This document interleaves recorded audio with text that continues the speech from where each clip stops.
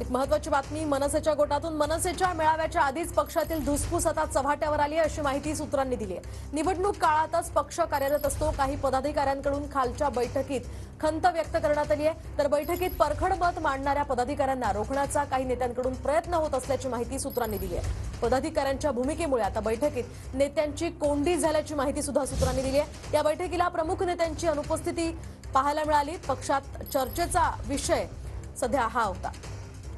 तर याच वेळी भूमिका मांडणाऱ्या पदाधिकाऱ्यांना इतर पदाधिकाऱ्यांचं समर्थन असल्याचं सुद्धा कळतंय। नेमकं काय घडलंय आपण पाहूयात। मुंबईमध्ये 30 तारखेला मनसेचा मेळावा आहे, तर राज ठाकरे विधानसभेनंतर पहिल्यांदाच या ठिकाणी मार्गदर्शन करणार आहेत। मेळाव्याला तयारीसाठी आता मुंबईतील पक्षाच्या विभाग प्रमुखांची काल बैठक पार पडली आहे।